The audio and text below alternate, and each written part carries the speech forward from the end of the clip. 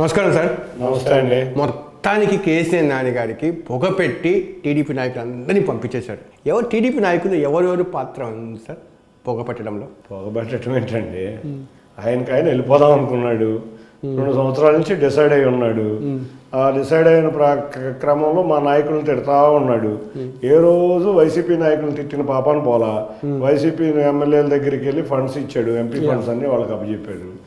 ఎవరైతే అవినీతి చేశారో వాళ్ళందరూ గొప్ప గొప్ప నాయకులని పొగిడాడు. ఇవన్నీ చూస్తుంటే మాకు 2 సంవత్సరాల నుంచి మా నాయకులకు కానీ మాకు కానీ అందరికీ అర్థమైంది ఏంటంటే ఒక కోవర్ట్ ఆపరేషన్ చేస్తున్నాడు అని అర్థమవుతూనే ఉంది. కానీ మా గౌరవ ఎంపీ కింద మేము గౌరవించాం. ఆయన అంతటా ఆయనే, ఎవరు వెళ్ళమన్నా. చంద్రబాబు నాయుడు గారు చాలా గొప్పటి గౌరవం ఇచ్చిన వ్యక్తుల్లో ఒకరు చంద్రబాబు నాయుడు గారు. మొత్తం పార్లమెంట్ కాన్స్టిట్యూన్సీ ఉండే ఎమ్మెల్యే అభ్యర్థులు ఇన్ఛార్జ్గా ఉన్నారో వాళ్ళందరూ వ్యతిరేకించారంట కదా సార్. అంటే ఎగ్జాంపుల్ బోండా ఉమా, దేవినేని ఉమా. అంటే బోండా ఉమాకి దేవినేని ఉమా మధ్య కొంచెం పొరపొచ్చలు ఉన్నా కూడా నాని విషయంలో ఏకమయ్యి హైకమాండ్కి కంప్లైంట్ చేయడము. ఇవాళ మా నాయకుడు చంద్రబాబు నాయుడు గారు ఆయన్ని విమర్శిస్తే మా దగ్గర ఉన్న ఏ కార్యకర్త కూడా ఊరుకోరు. ఆయన పార్టీలో ఉన్న సమయంలోనే మీరు చూశారు. కానీ విమర్శించే స్థితికి ఆయన తీసుకొచ్చారంటే శుతిమెత్తంగా కూడా అది ఎవరు పార్టీ నాయకులు కదా. 2019 ఎలక్షన్ గెలిచిన రోజు నుంచి ఆయన వైఖరి చాలా మార్పు ఉంది. నేను చంద్రబాబు నాయుడు గారి కన్నా గొప్పోడిని, పార్టీ కన్నా నేను గొప్పోడిని అని ఏ వ్యక్తులు ఈ పార్టీలో నిలబడరు. ఎందుకంటే పార్టీ ఇది సుప్రీం. ఆయన కన్నా నేను గొప్పోడిని ఫీల్ అయ్యే నాయకులు ఎంతో మందిని చూసాం. ప్రజా జీవితంలో లేకుండా కాలగర్భంలో మీరు చూస్తే ప్రజా జీవితంలో లేకుండా పోయారు. సార్ మీరు ఒక మాట అన్నారు కదా, చీకటి ఒప్పందాలు ఉన్నాయి నానికి వైసీపీకి అని చెప్పి ఎక్కడ బహిర్గతం చేయలేదు. అంటే మీరు జస్ట్ రాజకీయ ఆరోపణ నిజం ఉన్న దాంట్లో మీరు చూస్తే ఇంటికి విజయసాయి రెడ్డిని డిన్నర్కి పిలవడం, అది కూడా ఎప్పుడు జరిగింది? కొలీగ్ ఎంపీ కాదండి. మరి మా కొలీగులు చాలా మంది ఉన్నారు ఇక్కడ తెలుగుదేశంలో. వాళ్ళని ఒక్కరోజు టీకాన పిలిచారా? ఎప్పుడు చూసినా వైసీపీ ఇప్పుడు మాకు నందిగాం ఉంది. నందిగాంలో ఒక మహిళ, దళిత మహిళ మాకు అభ్యర్థి. అక్కడ ఆవిడ దగ్గరికి వెళ్లకుండా అక్కడ ఉన్న 2 వ్యక్తులు ఎమ్మెల్సీ దగ్గరికి వెళ్ళి రోజు వాళ్ళకి బాగా కొట్టడం. ఎంత అవసరం వెళ్ళంటే నా గురువు గద్దె రామ్మోహన్ రావు అన్నాడు. మొన్న బయటికి వెళ్ళి నాకేమంటాడు, గద్దె రామ్మోహన్ రావు గెలవడం అది ఇది అంటాడు. ఇటువంటి వ్యక్తులు స్ట్రైట్ వ్యక్తులు కాదు. మీకు అర్థం చేసుకోండి. ఇప్పుడు అర్థమైంది మీ అందరికీ. ఇతను మీడియా పులి. అంతేకాకుండా ఏ రోజు ఒక్క నియోజకవర్గంలో కూడా పర్యటించిన పాపాను పోలేదు. ఒక్క సమస్య తెలుసుకున్న పాపలేదు. మీడియాని పిలుస్తాడు. ఎంపీ లాడ్స్ రాగానే ఎంపీ లాడ్స్ ఇప్పుడు 25 మంది ఎంపీలకి ఉంటాయి లాడ్స్ రాష్ట్రంలో, ఈయన ఒక్కడికే కాదు. దీన్ని పబ్లిసిటీ చేసుకుంటాం ఒక మీడియా పులి. ఏ రోజు ప్రజల్లో లేని వ్యక్తి. కాబట్టి మా నాయకులందరూ కూడా ఇటువంటి ప్రజల్లో లేని వ్యక్తి. ఇంకో మాట ఏంటంటే అమరావతి వల్ల నా విజయవాడ వెనకబడింది అని చెప్పి అమరావతి మీద కూడా చాలా వ్యాఖ్యలు చేశారు ఆయన. అంటే ఎలాగ వెనకబడింది అంటారు? అంటే టీడీపీ అది ఆయన అడగాల్సిన క్వశ్చన్. అసలు అమరావతిని రాష్ట్రం మొత్తం వైజాగ్లో కూడా వైజాగ్ వాసులు కూడా అమరావతి కళల రాజధాని కావాలని కోరుకుంటున్నారు. ఇతను జగన్ మెప్పు. మీరు చూస్తే ఇది ఒక కొత్త ఫ్యాషన్ అయిపోయింది. జగన్ మెప్పు పొందాలంటే అమరావతిని విమర్శించాలి, లేకపోతే చంద్రబాబు నాయుడు గారిని విమర్శించాలి, లేకపోతే లోకేష్ గారిని విమర్శించాలి. ఈ వ్యక్తికి అసలు పరిజ్ఞానం ఏమైనా ఉందా? ప్రజల్లో తిరిగిన వ్యక్తినా? సార్ ఇప్పుడు అన్న తమ్ముళ్ళ మధ్య జరుగుతున్న ఈ రాజకీయ ఆధిపత్య గొడవలో ఫ్యామిలీ ఎటువైపు ఉంది సార్? మీ కుటుంబం అన్నా తమ్ముళ్ళ మధ్య జరిగిన రాజకీయ వైరం కాదు, ఇది మా కుటుంబ వైరం అనే చెప్తా. ఆయనకి మేమందరం తెలుగుదేశంలోనే ఉన్నాం, ఇప్పటికీ తెలుగుదేశంలోనే ఉన్నాం. మా కుటుంబంలో మొత్తం ఆయన తప్పితే, వాళ్ళ 3-4 తప్పితే మొత్తం చంద్రబాబు నాయుడు గారు వెంటే ఉన్నారు. సార్ మీ తల్లి గారు ఎటువైపు ఉన్నారు సార్? చెప్పాం కదా, చంద్రబాబు నాయుడు గారు వైపే మా తల్లి అయినా మా సొంత తోబుట్టు అయినా ఇద్దరు కూడా చంద్రబాబు నాయుడు గారి వైపే ఉన్నారు, తెలుగుదేశంలోనే ఉన్నారు. మొన్న మీ సిస్టర్ గారు కూడా చెప్పినట్టున్నారు కదా, మేము టీడీపీ వైపే ఉంటామని చెప్పి. నా తర్వాత ఆవిడ కూడా క్లారిటీగా చెప్పారు ఒక ఇంటర్వ్యూలో, నేను తెలుగుదేశం పార్టీ, మా కుటుంబం అంతా తెలుగుదేశం పార్టీ అని ఆవిడ కూడా చెప్పారు. సార్ ఈ మధ్య 1.5-2 ఇయర్స్ నుంచి మీ ఇద్దరి మధ్య గట్టి వైరం ఉంది. ఎక్కడ కూడా ఒక ఫంక్షన్లో కలవడం కానీ అలాంటిది ఏమి ఉంటుందా సార్? ఎక్కడా కలవలేదు. ఆ మధ్యలో వేరే న్యూట్రల్ ఫంక్షన్స్లో కలిసాము. వారికి కూడా కుమార్తె వారిని కూడా నన్ను ఆహ్వానించలేదు, నేను వెళ్ళలేదు. ఆహ్వానించుంటే వెళ్ళేవాళ్ళా సార్? ఆహ్వానిస్తే తప్పకుండా వెళ్ళేవాళ్ళు. కుటుంబం వేరు, రాజకీయం వేరు. ఆహ్వానిస్తే తప్పకుండా కుటుంబ ఫంక్షన్ తప్పకుండా. నాన్నగారి వాళ్ళ పాప మీతో బాగుండేవాళ్ళు కదా ఇంతకుముందు, ఇప్పుడు కూడా లేవు సార్ సంబంధాలు? నేను ఈ మధ్య ఎక్కడ కలవలేదు. కాకపోతే మొన్న ఒక ఇంటర్వ్యూలో ఆవిడ కొంచెం ఎక్కువ మాట్లాడి దాని గురించి, నేను చిన్నపిల్లలు ఏదో ఆవేశంలో మాట్లాడిన తర్వాత తండ్రి గారికి వచ్చిన ఇబ్బంది వల్ల దాని గురించి పెద్ద మాట్లాడటానికి నేను పెద్ద ఇష్టపడ్డాను. కుటుంబంలో మీ పెద్దలు ఉంటారు కదా, ఉపయోగం వద్దు చిన్ని మీరు తగ్గండి అన్న అని అన్న వాళ్ళు వాదించిన వాళ్ళు ఎవరు లేరు. లేకపోతే పార్టీ పరంగా కాదు నేనేం తప్పు చేశానని తగ్గమంటారు. నేను తప్పు చేస్తే తగ్గుతా. నేను తప్పు చేయలేదని వారికి తెలుసు. నేనేం చేశా, పార్టీ కూడా అన్న కదా సర్దుకుని పోవాలి కదా అనే రకంగా ఉండదు. నేను సర్దుకునే వెళ్ళే కదా. ఏ రోజన్నా ఆయన విమర్శించాను మీరు గుర్తుంచుకోండి. కేసు పెట్టాడు, నా మిస్సెస్ మీద కేసు పెట్టాడు. ఆ రోజు కూడా నేను విమర్శించలా. సరే మా కుటుంబ సమస్యనే చెప్పి వదిలేశాను. వాడిన అభ్యంతరకరమైన భాషలు వాడాడు, అయినా కూడా నేనేం మాట్లాడలేదు. మీరు కూడా చేసిన ఇంటర్వ్యూ ఒకటి ఉంది, మీరు అడిగారు, నేను అన్న బయటికి చెప్పాను లేదండి ఇది మా కుటుంబ సమస్య. నా సైడ్ నుంచి పార్టీ విలువలు తెలుసు, పార్టీ ఇబ్బంది పడకూడదని తెలుసు. కాబట్టి ఆయన శృతి మించి మాట్లాడినా కూడా నేను ఏ రోజు కూడా నా లైన్లో అయితే నేనే ఉన్నాను. కాకపోతే ఇక్కడ ఉన్న పరిస్థితి ఏంటంటే ఇక్కడ ఉన్న ఆయన ఉన్న పార్టీలో నాయకుడికి ఎప్పుడు చంద్రబాబు నాయుడు గారిని విమర్శించే వాళ్ళే కావాలి. కాబట్టి వీళ్ళందరూ కూడా ఒక సైకోల్లాగా తయారయ్యి, పిల్ల సైకోల్లాగా నిత్యం విమర్శించడం. జగన్ గారు నన్ను ఏదో ఆదరిస్తారనుకున్నాను, కానీ మీరు చూస్తే మన అంబేద్కర్ విగ్రహం ఆవిష్కరణ దగ్గర కానీ మొన్న ఇంకెక్కడో ఒక సభ జరిగింది ఏలూరులోనే, ఎక్కడ కూడా నాని గారిని పట్టించుకున్న పాపాన్ని కూడా పోవాలి వైసీపీలో. అంటే నాకు అర్థం ఉంది, ఈయనకి విలువ లేదు, ఈయన్ని చంద్రబాబు నాయుడు గారిని తిట్టుతున్నారు. ఇప్పుడు మీ అపోనెంట్గా కూడా ఎవరు నాని నిలబడుతున్నారా? ఆయన పార్టీలోంచి వేడక ముందే ఎంపీ అభ్యర్థి కింద వైసీపీని డిక్లేర్ చేశారు. కోవర్ట్ ఆపరేషన్ అనే దానికి ముఖ్య ఉద్దేశం అదే. ఇప్పుడు ఆయన తెలుగుదేశంలో చాలా గౌరవం గల వ్యక్తిగా ఉండేవాడు. ఇప్పుడు ఇన్ఛార్జీలకి అసిస్టెంట్గా తయారయ్యాడు. మీరు చూస్తే చంద్రబాబు నాయుడు గారు పక్క సీట్లో కూర్చునే వ్యక్తి వెళ్ళిపోయి అవినాష్ అనకమాల చేతులు కట్టుకుని చేతులు కట్టు. ఈయన అహంభావి కూడా కాదు, ఈయన అతి భయస్తుడు. ఈయన నిజంగా అహంభావో లేకపోతే ఈయన ఏదో స్ట్రైట్ ఉన్నాడైతే వాళ్ళ రాష్ట్ర ప్రయోజనాల కోసం పార్టీని వీడేవాడు కాదు, రాష్ట్ర ప్రయోజనాల కోసం పోరాడేవాడు. అంతేకాకుండా ఒక అవినాష్ అసిస్టెంట్ గా తయారైన వ్యక్తి. అదే ఆ మాట అంత నిజం చెప్పండి, మరి అవినాష్ అనుచరుడుగా ఉండే పరిస్థితి మీరు చూడండి వీడియోలో. నేను చెప్పేది ఉంది, మన ఆటనగర్లో ఎప్పుడన్నా ఏదన్నా పార్టీ ప్రోగ్రాంలో మా పార్టీ ప్రోగ్రాంలో ఒక రోజు వచ్చాడా, చంద్రబాబు నాయుడు గారు వస్తే కూడా వచ్చిన రోజులు, మా మహానాడికి అటెండ్ అయిన రోజులు, మా పాదయాత్రలకు అటెండ్ అయిన రోజులు, ఒక కుళాయి ఓపెనింగ్ అది కూడా అవినాష్ ఓపెన్ చేస్తే పక్కన చేతులు కట్టుకుని ఉంటున్నాడు.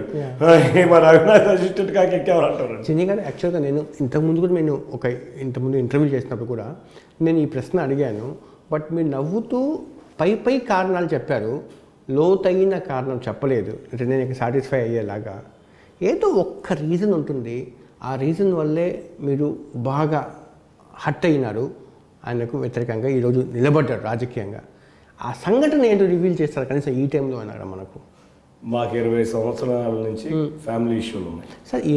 2019 కూడా అదే చెప్తా, క్రమంలో చెప్తా. అంటే మీరు ఇంతకుముందు ఇంటర్వ్యూలో ఎక్కడ వచ్చిందో కూడా చెప్తా. ఇప్పుడు ఫస్ట్ టైం చెప్తున్నా, ఏదో ఒక ఇన్సిడెంట్ చెప్తున్నా, అదే చెప్తున్నా. ఇప్పుడు దాకా రివీల్ చేయండి. ఇప్పుడు దాకా కుటుంబ సమస్యలు ఇప్పుడు బయట పెట్టలేదు. ఎన్టీఆర్ శత జయంతి ఉత్సవాలు స్టార్ట్ అయినాయి మే 28న. ఎన్టీ రామారావు గారి శత జయంతి ఉత్సవాలు స్టార్ట్ అయ్యాయి. ఇది 2 years బ్యాక్. ఆ క్రమంలో నేను కూడా శత జయంతి ఉత్సవాల్లో మా పార్టీ నాయకుడు ఈ సంవత్సరం కాలం సర్వీస్ ప్రోగ్రామ్స్ చేయండి, పార్టీ అధినాయకుని తలుచుకుంటా అంటే వచ్చాను. వచ్చిన క్రమంలో ఒక కారు నా మిస్సెస్ పేరు మీద ఉన్న కారు, అది ఆయనకి తెలుసు. అన్నోన్ వ్యక్తి ఒక కారు వేసుకుని వెళ్తున్నాడు, దాని మీద ఒక ఎంపీ స్టిక్కర్ ఉందని, అటువంటి వ్యక్తుల్ని అరెస్ట్ చేయాలని చెప్పి ఇష్యూస్ అంతా తెలుస్తాను. ఆ విషయమే అంతకు ముందే పొరపచ్చాలు వచ్చాయి. అంతకుముందు పొరపచ్చాలు ఇప్పుడు నేను సర్దుకుంటాను. నేను చెప్పాను కదా 2000 మీరే చెప్పారు శాత విషయంలో కూడా ఉన్నాయి. నేను సర్దుకుంటా వెళ్ళిన ఏ రోజు ఆయన నా ఫోన్లు ఎత్తేవాడు కాదు, నేను మెసేజ్ ఇచ్చిన రిప్లై ఇచ్చేవాడు కాదు. 20 ఏళ్ల నుంచి అన్న రాజకీయంగా ఉండాలి, నేను వ్యాపారం చూసుకోవాలి అని చెప్పి అన్న యొక్క నాయకత్వాన్ని బలపరుస్తూ ఆయన విజయానికి పరోక్షంగా దోహదపడుతూ వచ్చిన వ్యక్తి మీరు 2 ఏళ్ల కింద స్వతహాగానే మీరు సర్వీస్ యాక్టివిటీ చేయాలి, రాజకీయంగా టీడీపీకి ప్లస్ కావాలి ఆ యాక్టివిటీ అని ఎందుకు అనిపించింది చెప్పండి. ఏదో ఇన్సిడెంట్ ఉంది సార్, నాకు ఇప్పుడు రివీల్ చేయాల్సిందే. మీరు ఒక విషయం అండి, ఆయన మాకు ఏమీ కట్టాల్సిన పని లేదు, గౌరవం ఇవ్వాల్సిన పని కూడా కాదు, కనీస మర్యాదలు కూడా ఇవ్వలేని వ్యక్తి ఆయన. ఇప్పుడు కుటుంబంలో సమస్యలు ఉండొచ్చు, నేను నీ తమ్ముడి కింద నువ్వేం చెప్పినా నేను భరిస్తాను, అంతేగాని ఇంట్లో ఉన్న అందరి మీద నువ్వు ఇష్టం వచ్చినట్టు ప్రచారం చేస్తే ఎవ్వరూ నమ్మే పరిస్థితి. నేను ఒక్కడనే కాదు, మా కుటుంబంలో ప్రతి ఒక్కరూ ఆయన సఫరర్సే, అందరికి కోపంగానే ఉన్నారు. కానీ మేమందరం యాజ్ ఏ పెద్ద ఆయన కింద మేము గౌరవిస్తూనే ఉన్నాం. ఏ క్రమంలో ఆ క్రమం వచ్చేపాటికి ఓవర్ అయిపోయింది. 2019లో ఈయన గెలిచిన కాంచి నన్నే కాదు, మీరు చంద్రబాబు నాయుడు గారిని నువ్వు కుప్పం చూసుకొని విజయవాడ చూసుకుంటాను అంటే ఈయన నేను అందరికన్నా చాలా మహానుభావుడిని, నేను దేవుణ్ణి అనే ఒక జగన్నాథ వికృతమైన మనస్తత్వం కలిగిన వ్యక్తి ఇతను. కాబట్టి వాటిల క్రమంలో వచ్చిన పందాలో సేవా కార్యక్రమాలతో వెళ్దామని వెళ్ళిన క్రమంలో మీరు చూస్తే గుర్తుందో లేదో, మే 28ని కాదు కేసు పెట్టింది, మే 24ని కేసు పెట్టాడు. మీరు లెక్కేసుకోండి. నేను ఫస్ట్ వచ్చింది మే 28. మీరు చెప్పినట్టు నేను అలా మే 24వ తారీఖున ఆటోనగర్లో కేసు పెట్టాడు. అప్పటికి నేను రాలా, మీరు అర్థం చేసుకోండి. అప్పటికి మీరు ఒంగోలులో జరిగిన మహానాడులో కూడా మే 28ని జరిగింది మహానాడు, అదే చెప్పబోతున్నా. మే 24ని కేసు పెట్టాడు. మే 27, 28 మహానాడు జరిగింది. ఆయన కేసు పెట్టే టైంకి నేను ఇంకా అంత యాక్టివ్గా లేను కూడా. ఆ రోజు ఆయనతో కలిసే చేద్దాం అనుకున్నా సర్వీస్లో. నా ఇంటి మీద కేసు ఏ రోజైతే పెట్టాడో ఇక లాభం లేదు.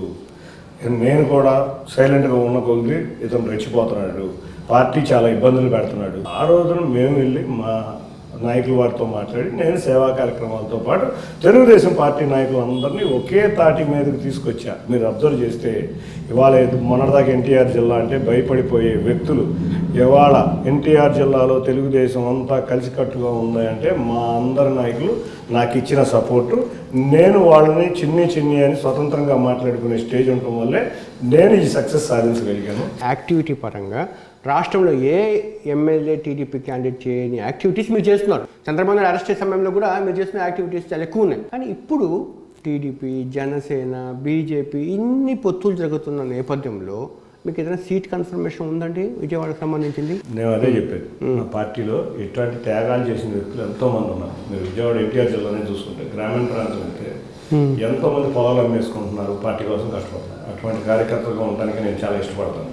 విజయవాడ ఎన్టీఆర్ జిల్లాలో 7 నియోజకవర్గాల్లో తెలుగుదేశం విజయం సాధించడమే మా యొక్క ఫైనల్ గోల్. సాధిస్తాం. ఎన్టీఆర్ జిల్లాలో ఎవరైతే మాకు వెన్నుపోటు పొడిచి ఎవరైతే కోవర్ట్ ఆపరేషన్ చేశారో వాళ్ళందరూ ఘోరంగా ఓడిపోవడమే మా అందరి యొక్క ముఖ్య కర్తవ్యం. మన నాని చెప్పిన మాటల పక్కన టీడీపీలో కూడా మనకు సహకరించే వాళ్ళు ఉన్నారన్నారు. కనీసం టీడీపీలో ఉన్న వాళ్ళు ఎవరైనా ఉన్నారా కోవర్ట్లో లాగా? ఆయన 60% టీడీపీని ఖాళీ చేస్తాడు. 60% వెళ్ళిపోద్ది టీడీపీ. ఒకరోజు మర్నాడు 60% వెళ్ళారు కదా, అన్నారు కదా మీరు ఏమంటే నలుగురు కూడా రాలేదు ఏంటండి అని ఎవరో విలేకరు అడిగితే బ్యాలెట్ బాక్స్లో ఓపెన్ చేస్తే ఖాళీ చేస్తా ఉంటాడు. మతి మాట్లాడతాడా, మతి లేదు మాట్లాడాడు. రాష్ట్రంలో వైసీపీ పార్టీ మునిగిపోయే నావన వాళ్ళ ఎమ్మెల్యేలకి, ఎంపీలకి, ఎమ్మెల్సీలకి అందరికీ అర్థమైపోయి మేము గేట్లు ఓపెన్ చేస్తే ఫ్లడ్ వచ్చేటట్టు ఉన్నారు. పొత్తుల భాగంగా బీజేపీకి విజయవాడ సీట్, ఎంపీ సీట్ కేటాయించి వచ్చి మీకు ఏదైనా ఎమ్మెల్యేకి ఇస్తానంటే మీరు వెళ్తారా? పొత్తుల భాగంగా చంద్రబాబు నాయుడు గారు పొత్తుల మీద డెసిషన్ తీసుకోవాల్సింది మా అధిష్టానం. ఆయన ఏ డెసిషన్ తీసుకున్నా మేము ఫాలో అవుతాం. రెండోది, నాకు ఎమ్మెల్యే ఇచ్చినా ఇవ్వకపోయినా, ఎంపీ ఇచ్చినా ఇవ్వకపోయినా, నేనైతే ఏది ఇవ్వకపోయినా నేను తెలుగుదేశం కోసం కష్టపడి పనిచేస్తాను. నాకు నాయకులు వారు ఏ గుర్తింపు ఇవ్వాలో వారికి తెలుసు. మా యువ నాయకుడు నారా లోకేష్ గారికి తెలుసు. ఇద్దరు కలిసి ఏ డెసిషన్ తీసుకున్నా నేను రెడీగా ఉన్నా. అంతే, డెఫినెట్గా. అందుకోసం నచ్చారేమో చంద్రబాబు నాయుడుకి. ఏమనండి, మీరు ఏం ఆశించలేదు చేస్తున్నారు కాబట్టి నచ్చారేమో అంటున్నాను. మరి అంతే కదా. కొన్ని విషయాలు నిజాన్ని మాట్లాడుకుందాం. వసంత కృష్ణ ప్రసాద్ గారిని వైసీపీ నుంచి టీడీపీలోకి తీసుకురావడానికి తెర వెనక మంత్రాంగం నడిపింది మీరే కదా. దీనివల్ల దేవినేని ఉమా సీట్ కోల్పోయాడా లేదా? అక్కడ ఒక విషయం అండి, నేను దేవినేని ఉమా గారిని అత్యంతంగా ఇష్టపడతాను. ఎందుకు ఇష్టపడతానంటే 20 సంవత్సరాల పార్టీలో ఎవరున్నా లేకపోయినా కష్టపడ్డ వ్యక్తి. అటువంటి వ్యక్తికి ఎప్పుడు పార్టీ అన్యాయం చేయదు. రెండవది, వసంత కృష్ణ ప్రసాద్ విషయం మా అధిష్టానం చూసుకుంటుంది, అది నేను మాట్లాడే విషయం కాదు. వసంత కృష్ణ ప్రసాద్ గారితో మాట్లాడింది మీరు కదా? వసంత కృష్ణ ప్రసాద్ గారితో ఇప్పుడు కాదు, ఎన్నో 20 సంవత్సరాల నుంచి నేను మాట్లాడుతూనే ఉంటాను. కృష్ణ ప్రసాద్ గారు కూడా మంచి వ్యక్తి. మీరు చూశారో లేదో, ఏ రోజు తెలుగుదేశాన్ని విమర్శించలేదు. ఆయన మన స్టేట్మెంట్ కూడా ఇచ్చాడు. ఒక్కసారి నేను లోకేష్ గారిని విమర్శించే కానీ చంద్రబాబు నాయుడు గారిని నేను కొలికపూడి శ్రీనివాస్ అమరావతి ఉద్యమకారుడిని తీసుకొచ్చి తిరువురు ఇప్పిస్తున్న సీట్ మీరే కదా సార్? నా సీటే గ్యారంటీ లేదు నాకు. మీరే చెప్పారు బీజేపీకి వెళ్ళిపోతుంది. నేను ఇంకో వ్యక్తిని తీసుకొచ్చేది ఏంటి? ఎన్ని అధిష్టానం ప్రపోజ్ చేశారు లేదా శ్రీనివాస్? నేను నా అభిప్రాయం ముఖ్యం కాదు. అట్లా ప్రజల అభిప్రాయం తెలుసుకున్నాను. పార్టీ ఏ అభ్యర్థికి సీట్ ఇచ్చినా మేము సర్వే చేసుకుంటారు, బలాబలాలు తెలుసుకుంటారు. అటువంటి వ్యక్తి నిజంగా బలవంతుడు, జనాల్లో బాగా సేవ చేయగలడు అనుకుంటే తప్పకుండా పార్టీ ఏ డెసిషన్ తీసుకుని మేము ఫాలో అవుతాం. క్వశ్చన్ చెప్పారు, కేసీఆర్ నాని ఈ రాజకీయాల్లోకి వచ్చిన తర్వాత టీడీపీ రాజకీయాల్లోకి ఒక 2,000 కోట్ల రూపాయలు నష్టపోయానని చెప్పారు. బేస్లెస్ ఆరోపణలు ఎట్లా చేస్తాం? 2,000 కోట్లు విజయవాడలో 2,000 కోట్లు ఎంతమందికి ఉంది? పోనీ ఏ విధంగా నష్టపోయాడో చెప్పమానండి. ఏమన్నా 2014 ఎలక్షన్ ఎఫిడవిట్ ఉంటుంది, దాంట్లో అప్పులు ఎంత, అసెట్లు ఎంత అని ఉంటుంది. 2019 ఎలక్షన్ ఎఫిడవిట్ ఉంటుంది, అప్పులు ఎంత, ఇది మనం ఎక్కడ దాకా వెళ్ళాల్సింది. కార్యకర్తలకు ఒక్క చాక్లెట్ ఏ రోజన్నా సొంత డబ్బులతో ఒక చాక్లెట్ కూడా కొనివ్వలేని వ్యక్తి 2,000 కోట్లు పార్టీ కోసం నష్టపోయాడంటే ఈ 2024 సంవత్సరానికి మా నాయకుల కార్యకర్తలకి పెద్ద జోకులు లేవు, పాపం కష్టపడుతున్నారు. ఇది పెద్ద జోక్గా ఫీల్ అయ్యారండి. అంటే ఇప్పుడు కేసీఆర్ ట్రావెల్స్ మూత వేయడంలో లోకేష్ హస్తం ఇలా ఉందా వెనకాల? అసలు లోకేష్ ఎక్కడ ఉన్నాడండి? ఆయన మంత్రి కూడా కాదు. అసలు దానికి ఏ విధంగా నష్టపోయాడు? ఎందుకు ట్రావెల్స్ మూసేసాడు? అదే మీరు ఆలోచించాల్సిన బేసిక్ థింగ్ అది. ఇప్పటికే ఫైనాన్స్ కట్టలేకపోయాడు 2014లోనే. బస్సులు అప్పటికే వ్యాపారం మూసే టైంకి ఎక్కడికక్కడ బస్సులు సీజ్ చేసేసాడు. ఈ సీజ్ చేసిన క్రమంలో వ్యాపారం నష్టం వస్తున్న క్రమంలో ఒక ట్రాన్స్పోర్ట్ కమిషనర్తో గొడవపడి ఆ గొడవను అడ్డుగా పెట్టుకుని మొత్తం మూసేసాడు. సార్ ఇప్పుడు మీ 7 నియోజకవర్గంలో మీ పార్లమెంటులో ఎలాగ జనసేనకి ఎన్ని పోవచ్చు సార్ సుమారుగా? ఎన్నిపోయినా కూడా మేమందరం కలిసికట్టుగా ఉంటాం. కలిసికట్టుగా ఉండి తెలుగుదేశం అభ్యర్థి అయితే తెలుగుదేశం అభ్యర్థి, జనసేన అభ్యర్థి అయితే జనసేన, బీజేపీ కూడా పొత్తు కనుక ఉంటే బీజేపీ అభ్యర్థి అయితే బీజేపీ అభ్యర్థి, అందరం కలిసికట్టుగా వెళ్ళి విజయం సాధిస్తాం. సార్ ఎలా ఉంది సార్ రెస్పాన్స్ బయటకు వెళ్తుంటే? ఇప్పుడు 7 నియోజకవర్గాల్లో తెలుగుదేశం మినిమం 10,000తో ఏ నియోజకవర్గం మినిమం మ్యాక్సిమం ఎంత తెలుసు 40,000 50,000 నియోజకవర్గాల్లో కూడా ఉన్నాయి. ఏ రోజు గెలవని తిరువూరు, విజయవాడ వెస్ట్ నియోజకవర్గాలు కూడా మేము కైవసం చేసుకోబోతున్నాం. సార్ ఎందుకు అంత నష్టపోతూ ఉంది వైసీపీ అని మీరు అనుకుంటున్నారు? వైసీపీ వాళ్ళు చెప్తున్నారు మొత్తం 7కి 7 గెలుస్తున్నాం మనము అని చెప్పి ధీమాతో వైసీపీ వాళ్ళు ఉన్నారు. 7కి 7 గెలిస్తే ఎందుకు అంతమంది ఎమ్మెల్యేలు కదిలిపోతున్నారు మీరు ఆలోచించండి. రక్షణ నిధి తిరువూరు ఏమయ్యాడు? కనపట్ల. వసంత కృష్ణప్రసాద్ ఏమయ్యాడు? ఏ పార్టీలోకి వెళ్తారో తెలియదు, బయటకు వచ్చాడు. ఇంకొక చోట సామినేని ఉదయభాను గారు వెళ్ళిపోతారు జనసేనకి అంటున్నారు. ఇంకో చోట వచ్చి పార్థసారథి 4 వెళ్ళిపోతారు. ఇంకా ఇంతకన్నా దారుణ పరిస్థితులు ఎక్కడ ఉన్నాయండి? అసలు పరిస్థితులు బాగుంటే మరి ఎందుకు ఇదవుతారు? అభ్యర్థులు లేరు మా దగ్గర నుంచి. ఎందుకు పనికి రాకుండా ఉన్న అభ్యర్థుల్ని వాళ్ళు అభ్యర్థుల కింద అనౌన్స్ చేస్తున్నారంటే వాళ్ళు చూడండి. తిరువూరు ఉంది, తిరువూరులో రక్షణ అనేది 2 సార్లు ఎమ్మెల్యే. మేము 5 సార్లు స్వామిదాస్కి ఛాన్స్ ఇచ్చాం. 2 సార్లు గెలిచి 3 సార్లు ఓడిపోయాడు. జనాల్లో ఏ రోజు ఉండడు, ఏ రోజు చూసినా జనాల్లో ఉండడు. అటువంటి వ్యక్తికి సీట్ లేదనేప్పటికీ అక్కడికి వెళ్ళంగానే సీటు అంటే ఏంటి? మాకు కాంపిటీషన్ ఉంది. ఇవాళ ఉంది మైలవరం, 3 పోటీ పడుతున్నారు, 4 పోటీ పడుతున్నారు. విజయవాడ ఈస్ట్ 2 పోటీ పడుతున్నారు. విజయవాడ ఎంపీకి 5 పోటీ పడుతున్నారు. విజయవాడ వెస్ట్కి అయితే 7 పోటీ పడుతున్నారు. ఇటువంటి కాంపిటీషన్ మాకుంటే ఊరు పేరు కాంపిటీషన్ అయితే ఉంది. మరి వాళ్ళు గెలుస్తున్నాం, కాంపిటీషన్ తప్పులేదు, ఎవరైనా సీట్ అడగచ్చు. ఈ విషయంలో బీజేపీ పొత్తులో వెళ్తే సుజనా చౌదరి విజయవాడ ఎంపీకి వస్తారని ప్రచారంగా జరుగుతూ ఉంది. సరే, ఇది విజయవాడ అమరావతిలో ఉన్న ప్రాంతం. 7 నియోజకవర్గాల్లో తెలుగుదేశం పటిష్టంగా ఉన్న ప్రాంతం ఏదన్నా ఉందంటే రాష్ట్రం మొత్తం మీద విజయవాడే. అటువంటి విజయవాడని తెలుగుదేశం వదులుకోదు. కానీ అంటే మిగతా ప్రాంతాలు పటిష్టంగా లేదంటారా? అత్యంత పటిష్టంగా 7 నియోజకవర్గాల్లో. ఇప్పుడు ఇది capital area, Guntur Vijayawada capital ఏరియాలో అత్యంత పటిష్టంగా ఉంది ఇవాళ. అంటే మీ పాయింట్ ఆఫ్ వ్యూలో అది కరెక్ట్, కానీ వైసీపీ పాయింట్ ఆఫ్ వ్యూలో మేము చాలా అత్యంత పటిష్టంగా ఉన్న ప్రాంతం ఏదంటే విజయవాడ పార్లమెంట్ కాన్స్టిట్యూన్సీ. చూస్తారుగా ఎక్కడ దాకా అసలు అత్యంత పటిష్టంగా ఉంటే వాళ్ళు ఎమ్మెల్యే. నేను అడిగా కదా 7 నియోజకవర్గాలు 4 పారిపోయారంటే ఏం పటిష్టంగా ఉంది? ఇవాళ ఎంపీటీసీలు జడ్పీటీసీలు చూడబోతారు. నేను మొన్న కూడా చెప్పా, ఏం చెప్పా? నువ్వు ఖాళీ చేయటం కాదు, నేను ఖాళీ చేస్తున్నాను. ఆల్రెడీ మొదలైపోయింది. ఆయన చూస్తానేమన్నారు. విజయవాడ పార్లమెంటు ఎవరికి ఇస్తారు? ఏదో అనౌన్స్ అయితే చేశారు కానీ మా అభ్యర్థిని, అది కూడా జరగని పరిస్థితి. ఇవన్నీ మర్చిపోండి. 7 తెలుగుదేశం స్ట్రాంగ్ ఉంది. ఇటువంటి చోట బీజేపీకి ఇస్తారు మా అధిష్టానం అని నేను అనుకోవట్లేదు. ముందు సార్ ఒక విషయం నిజం చెప్పండి, తిరువూరులో టీడీపీ నాయకుల మధ్య జరిగిన గొడవే నాని బయటికి వెళ్ళడానికి కారణమైంది. ఆ గొడవ జరగడానికి నిజమైతే మీరు చెప్పాలి, స్క్రీన్ ప్లే డైరెక్షన్ అంతా మీదే అని ఒక ప్రచారం ఉంది. అసలు ఏం జరిగింది? నిజాలు కొంత మాట్లాడితే ఏం జరిగింది? విషయం అండి, తిరువూరు సంఘటన. ఆ రోజు మేమందరం తిరువూరులో చంద్రబాబు నాయుడు గారు చాలా రోజుల తర్వాత తిరువూరు సభ పాల్గొన్నాం, వస్తున్నాం, సభను విజయవంతం చేద్దాం అనుకున్నాం. సరే, ఆ డ్యూటీ ఆ బాధ్యతను నాకు అప్పచెప్పారు. వెళ్ళి అక్కడ సభలో ఏర్పాట్ల దగ్గర ఉండి చూడు, అక్కడ నాయకులందరినీ సమన్వయం చేసుకొని చూడమన్నాం. ఆ రోజు సమన్వయం కమిటీ మీటింగ్ వేసుకున్నాం. Yeah. అంటే సభ ఏర్పాట్లు ఎట్లా చేయాలి, ఎక్కడ మీటింగ్ ప్లేస్ ఏంటి, అది ఇవన్నీ అన్ని ఆలోచించడానికి ఒక మీటింగ్ ఏర్పాటు చేస్తాం. చంద్రబాబు నాయుడు గారు లోకల్ ఎంపీని కాదని చెప్పి మీకు ఎలా ఆ బాధ్యత అదే అప్పగిస్తారు? చెప్పేది, నాకు బాధ్యతలు కాదు, అందరూ సమన్వయం చేసుకొని నువ్వు కూడా వెళ్ళి నువ్వు కూడా కమిటీలో ఉండు, అందరూ కలిపి సమన్వయం చేసుకోమన్నారు. ఆ రోజు సంగతి మీరు అర్థం చేసుకుంటే ఏ రోజు ఏ మీటింగ్కి రాని కేసినేని నాని గారు ఏ మీటింగ్కి రాడు. మీరు మహానాడు అయినా రాడు, పాదయాత్ర అయినా రాడు, లేకపోతే జిల్లా మీటింగ్కి రాడు. మహాయాత్రకి రాలేదు. 3 సంవత్సరాల నుంచి జిల్లాలో రాజమండ్రి రాలేదని ఏ రోజు జిల్లాలో జరిగిన ఈ 4 సంవత్సరాల్లో జరిగిన ఏ మీటింగ్కి రాని వ్యక్తి గొడవ పెట్టుకోవడానికి సిద్ధమై నాకన్నా ముందు తిరువూరు పార్టీ ఆఫీస్కి వెళ్ళారు. నేను అప్పటికి ఇంకా తిరువూరులోకి ఎంటర్ కూడా అవ్వలేదు. నేను విజయవాడ నుంచి బయలుదేరే సమయంలో తిరువూరు పార్టీ ఆఫీస్కి వెళ్ళి ధ్వంసం మొదలుపెట్టాడు.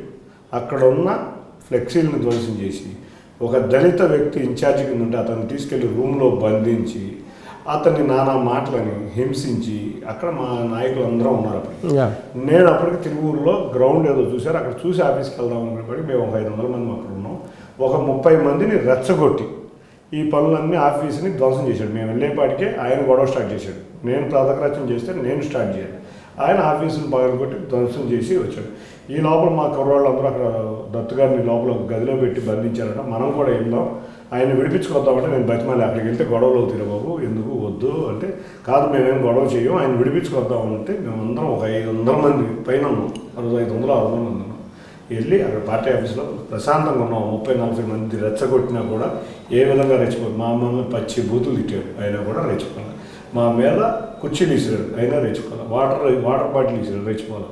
కూర్చుని ప్రశాంతంగా కూర్చుని అందరం పార్టీ అనే సిద్ధాంతంతో కూర్చుని ఆవేశపడుతున్నారు అని చెప్పి కూర్చుని అక్కడ ఉండే మా దత్తుగారిని ఆ రూమ్లోంచి బయటకు రిలీజ్ చేయించుకొచ్చి అక్కడి నుంచి ఏ గొడవ జరగకుండా మేము ప్రశాంతంగా వచ్చాం. మేమే నిజంగా గొడవ చేయాలనుకుంటే ఆ రోజు ఉన్న 30 మంది కూడా అక్కడ ఎవరు మిగలరు, 500 మంది నాతో ఉన్నారు. ఆ రోజు మీరు చూస్తే అక్కడ ఒక్క విషయం వాళ్ళు కూడా మా పార్టీ కార్యకర్తలే. ఒక్క విషయం చెప్తున్నాను, వాళ్ళని రెచ్చగొట్టడం వల్ల చేశారు. ఈ లోపల 32 మంది మీద కేసు పెట్టారు. ఆ 32 మందిలో 14 మంది వాళ్ళు మిగతా వాళ్ళు మా వాళ్ళని పెడితే అందరూ మనవాళ్ళేరా, మన పార్టీ వాళ్ళైనా అందరికీ బెయిల్ పెట్టి తీసుకొచ్చి మళ్ళీ అందరం కలిసికట్టుగా మీరు చూస్తే ఎప్పుడు తిరిగి వెళ్ళినా వాళ్ళందరూ నా పక్కనే ఉంటారు. నేను తెలుగుదేశం కుటుంబం, ఎవడో వచ్చి స్వార్థ రాజకీయాలకి గొడవలు పెట్టాలని చూసినా మీరు చూస్తే అందుకే ఒక్కడ కూడా వెళ్ళలేదు. అందరూ కలిసికట్టుగా ఇవాళ తిరువురులో తెలుగుదేశం మీ పర్సెప్షన్ నిజం, అది ఆయన పర్సెప్షన్ చెప్పండి. విజువల్స్ ఉంటాయి ఏమంటే అక్కడ మీడియా ఉందిగా, మీడియా ఉంది. మీడియాలో ఏం జరిగిందో వాళ్ళే చెప్తారు. నేను ఆ ఇన్సిడెంట్ జరిగిన గంట తర్వాత ఆఫీస్కి వచ్చా. గంట తర్వాత నేను ఆఫీస్కి వచ్చిన నేనేం ధ్వంసం చేస్తా?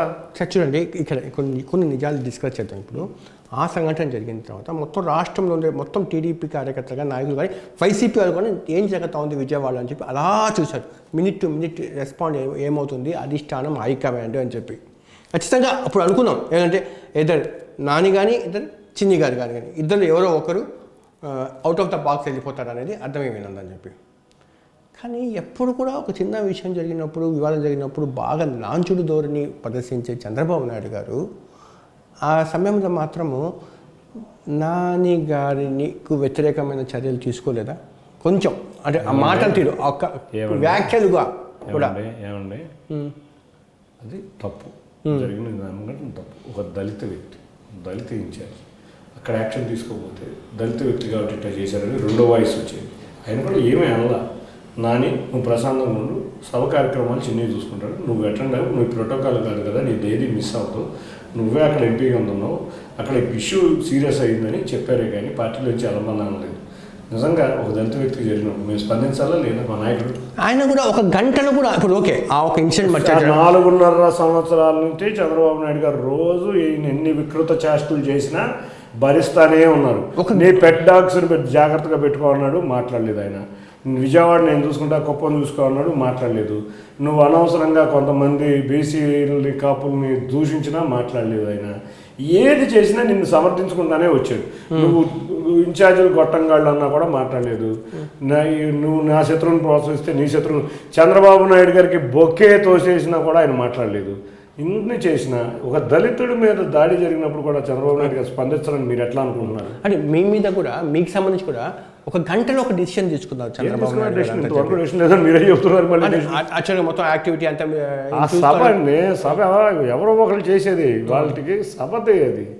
ఏమి యాక్షన్ ఆ సభలో క్లాష్ ఉన్న కమిటీ తీసుకుని ఉంది. కమిటీలో చిన్ని ఉంటాడని అన్నారే కానీ చిన్ని అధ్యక్షుడుగాను ఇంకోటి ఉంటాడని అనలా. ఒక కమిటీలో నువ్వు వద్దు, చిన్ని ఉంటాడు అని చెప్పారు. ఒక ఇన్సిడెంట్ అర్థమైపోయింది చంద్రబాబు నాయుడు మరి అక్కడ ఎంత ఉన్నారో ఆయన ఎంత ఉన్నారు అని చెప్పి అక్కడ అదే చెప్పారు. కార్యకర్తలు మీరు ఒక విషయం, కార్యకర్తలు రగిలిపోయారు. అక్కడ దళితులు రగిలిపోతున్నారు.